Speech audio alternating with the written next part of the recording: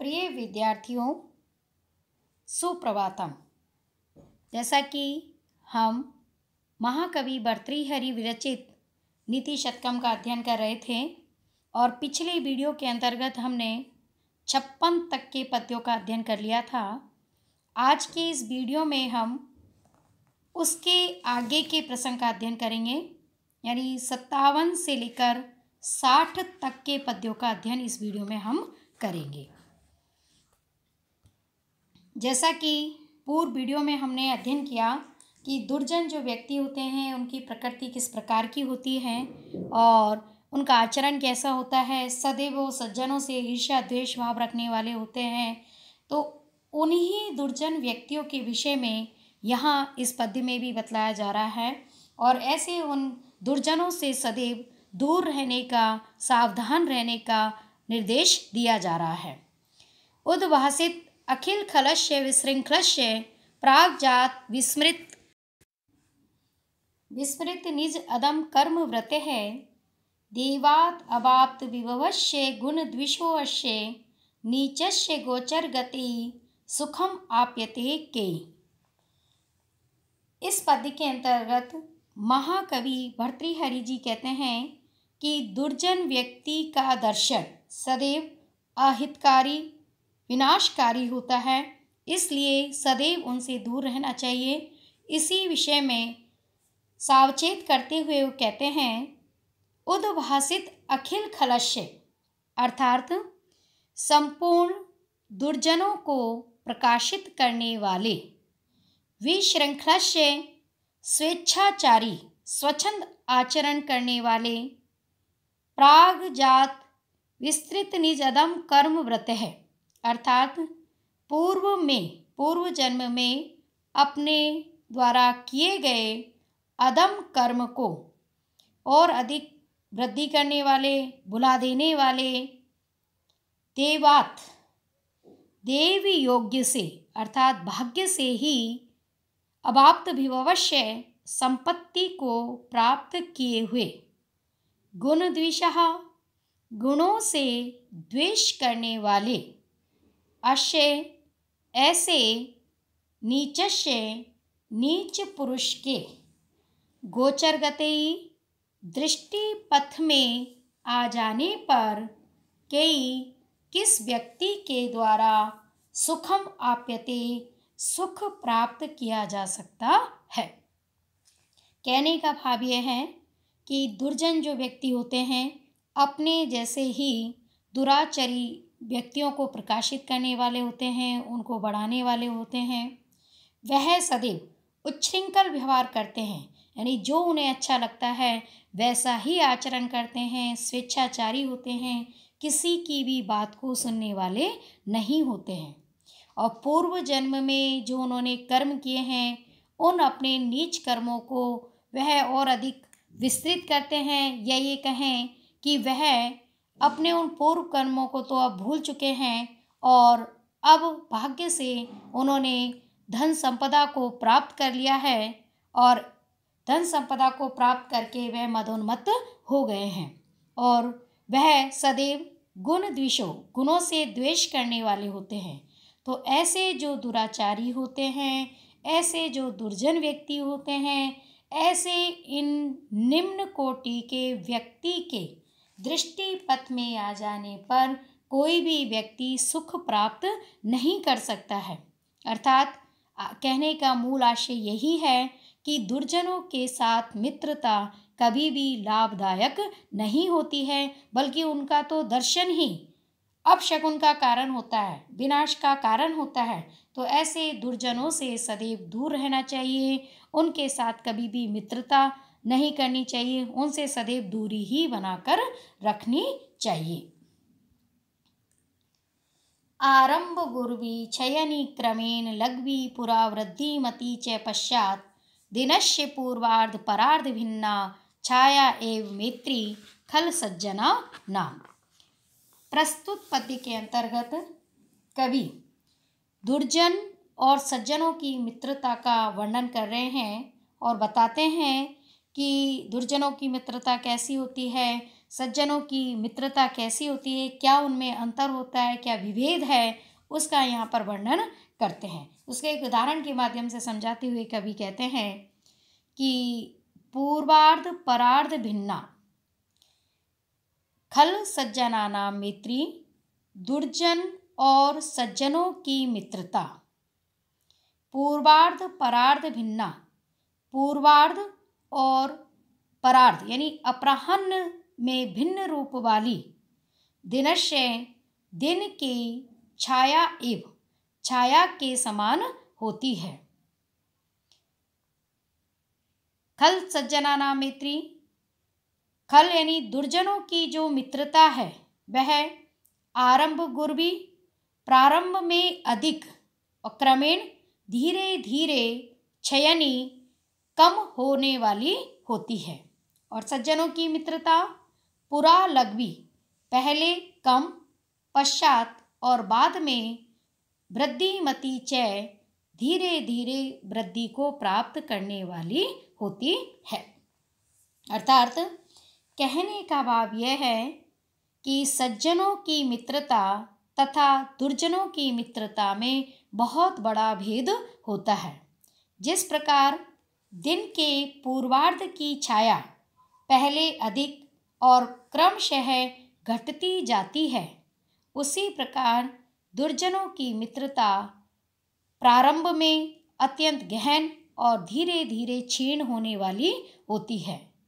इसके विपरीत सज्जनों की मित्रता दिन के परार्ध भाग की छाया के समान होती है, पहले कम होती है और बाद में क्रमशः शनैः शनैः बढ़ने वाली होती है। इसलिए सज्जनों से ही मित्रता करनी चाहिए, दुर्जनों से कदापि मित्रता नहीं करनी चाहिए, उनसे सदैव सावधान रहना चाहिए। मृग मीन सज्जनानां तृण जल संतोष विहित व्रतीनां, लुब्धक धीवर पिशुना निष्कारण वेरिनो जगति। प्रस्तुत पद्य में कवि कहते हैं कि इस संसार में ऐसे भी जीव हैं जो कभी भी किसी का अहित नहीं करते हैं, कभी भी किसी का अनिष्ट नहीं करते हैं। फिर भी संसार में कुछ ऐसे प्राणी होते हैं जो कि बिना किसी कारण के उनके साथ शत्रुता रखते हैं, उनके साथ द्वेष रखते हैं, अकारण उनके शत्रु होते हैं। उसी को यहाँ इस पद्य में समझाते हुए कवि कहते हैं, जगति इस संसार में लुब्धक यानी व्याध शिकारी, धीवर अर्थात मछुआरा और पिशुना चुगलखोर दुर्जन व्यक्ति, ये तीनों तृण जल संतोष विहित व्रतीनां, तिनके से, जल से और संतोष से आजीविका का निर्वहन करने वाले क्रमशः मृग मीन सज्जनानां, मृग हिरण, मीन मछली और सज्जनानां सज्जनों के निष्कारण वेरिणः अकारण ही वेरिणः शत्रु होते हैं। अर्थात कहने का भाव यह है कि मृग जो कि घास खाकर अपना जीवन चलाता है, अपनी आजीविका का निर्वहन करता है, वह कभी किसी का अहित नहीं करता है, किसी का अनिष्ट नहीं करता है। फिर भी शिकारी अकारण उनके शत्रु होते हैं और वह मृग का शिकार करने के लिए लालायित रहते हैं। मछली जो कि जल में रहकर जल पीकर अपनी आजीविका चलाती हैं, वह कभी किसी का अहित नहीं करती हैं। फिर भी मछुआरा उन्हें पकड़ के उनको मारकर अपनी आजीविका चलाते हैं। तो इस प्रकार मछुआरा कुछ भी न करते हुए भी मीन के शत्रु होते हैं। सज्जन व्यक्ति जो कि बड़े संतोषी प्रवृत्ति वाले होते हैं, सिर्फ अपने कार्य में प्रवृत्त रहने वाले होते हैं, कभी किसी का अनिष्ट नहीं करना चाहते हैं, कभी किसी का अहित नहीं करने का सोचते भी नहीं हैं, तो ऐसे सज्जनों के भी दुर्जन व्यक्ति, चुगलखोर व्यक्ति इस संसार में बिना किसी कारण के शत्रु होते हैं। तो कहने का आशय यही है कि मृग मीन सज्जन ये स्वाभाविक रूप से अपना कार्य करते हैं, कभी किसी को कोई अहित नहीं करते हैं, फिर भी संसार में लुब्धक, धीवर और पिशुन इनके बिना किसी कारण के शत्रु होते हैं। वांछा सज्जन संग में परगुणे प्रीतिर्गुरौ नम्रता विद्यायां व्यसनम स्वयोषिति रति लोकापवादात् भयम भक्ति शूलिनी शक्तिर आत्मदमने संसर्ग मुक्ति खलेषु एते येषु वसंती निर्मल गुणास्तेभ्यो नरेभ्यो नमः। अब दुर्जनों का वर्णन कवि के द्वारा किया जा चुका है। दुर्जनों की प्रकृति का वर्णन कर दिया है। दुर्जनों के आचरण का वर्णन कवि ने कर दिया कि किस प्रकार वह दुराचारी होते हैं, कोई उनका किसी भी कार्य में कोई व्यवधान ना करे, किसी भी प्रकार से उनको हानि नहीं पहुंचाए, फिर भी वह इस संसार में सज्जनों के कारण ही शत्रु होते हैं। अब इस प्रसंग के बाद कवि प्रस्तुत पद्य में सज्जनों के विषय में बतलाते हैं कि जो सज्जन होते हैं उनमें ये गुण होते हैं और ये सज्जन जन संसार में अपने इन गुणों के कारण ही नमस्कार के योग्य हैं, वंदना के योग्य हैं, ये सम आदरणीय होते हैं।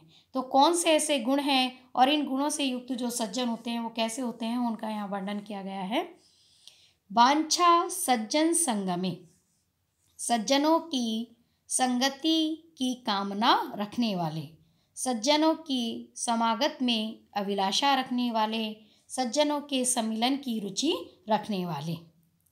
पर गुणे प्रीति, दूसरों के गुणों से प्रेम करने वाले। गुरु नम्रता, गुरु के प्रति विनम्रता रखना। गुरु से मतलब जो भी पूज्य जन हैं, जो आपसे ज्येष्ठ हैं, उन सभी के प्रति विनम्रता रखना। विद्यायां व्यसनम, विद्या में रुचि रखना, ज्ञान अर्जन में आसक्ति रखना। स्वयोषिति रति, अपनी पत्नी के प्रति अनुराग। लोकोपवादात् भयम, लोक निंदा से भयभीत रहना, यानी ऐसा कोई कार्य नहीं करें जिससे कि लोक निंदा हो, तो उस सदैव लोक निंदा से डरना। भक्ति ही शूलिनी, शूलिनी त्रिशूलधारी शिव की भक्ति करना, उनके प्रति भक्ति भाव रखना। शक्तिर आत्मदमने, आत्मदमने अर्थात आत्मा के दमन में शक्ति सामर्थ्य रखना, अर्थात जितेंद्रिय होना। काम क्रोध लोभ मद मोह ईर्ष्या इत्यादि जो भी दुर्गुण हैं उनको अपने वश में कर लेना, अपनी इंद्रियों को अपने नियंत्रण में कर लेना। संसर्ग मुक्ति ही खलु,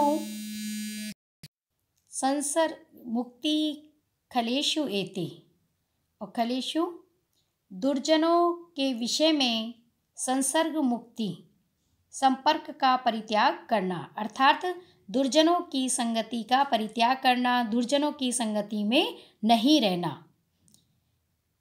एते ये निर्मल गुणः, निर्मल गुण, येषु जिनमें वसंती निवास करते हैं, तेभ्यो नरेभ्यो नमः, ऐसे उन महापुरुषों को, ऐसे उन सज्जनों को मेरा नमस्कार है। अर्थात कहने का भाव यह है कि इस प्रकार की प्रकृति वाले जो जन होते हैं, इस प्रकार के आचरण में प्रवृत्त जो जन होते हैं, जिनमें ये पवित्र गुण पाए जाते हैं। कौन से पवित्र गुण विद्यमान होते हैं? कि जो सदैव सज्जनों की संगति के लिए लालायित रहते हैं, दूसरों के सद्गुणों की प्रशंसा करते हैं, उनसे प्रेम रखते हैं, गुरुजनों के प्रति परम श्रद्धा और विनम्रता का व्यवहार रखते हैं, विद्या अर्जन में आसक्ति रखते हैं, पर कलत्र की ओर आकृष्ट न होकर के अपनी पत्नी के प्रति अनुराग रखते हैं, लोक निंदा से सदैव भयभीत रहते हैं, परम देवता परम परमेश्वर शिव के प्रति भक्ति रखते हैं, मन को अपने वश में रखना जानते हैं, दुर्जनों के संसर्ग का परित्याग करने वाले होते हैं। ऐसे ये निर्मल गुण जिनमें विद्यमान रहते हैं वे महापुरुष हैं और ऐसे उन महापुरुषों को सदैव हम नमस्कार करते हैं। यहाँ नरेभ्यो नमः, नरेभ्यो में चतुर्थी विभक्ति है क्योंकि नमः स्वस्ति स्वा स्वदा अलम वषट् योगाच्चे के कारण यहाँ पर चतुर्थी विभक्ति का प्रयोग, नमः के योग में चतुर्थी विभक्ति का प्रयोग हुआ है। तो महाकवि भर्तृहरि जी के कहने का भाव यही है कि जिनमें ये निर्मल गुण विद्यमान रहते हैं वो जन महापुरुष होते हैं और महापुरुषों को सदैव नमस्कार किया जाना चाहिए। ऐसे उन महापुरुषों को मैं नमस्कार करता हूँ। आज का ये वीडियो हम यहीं पर समाप्त करते हैं। धन्यवाद।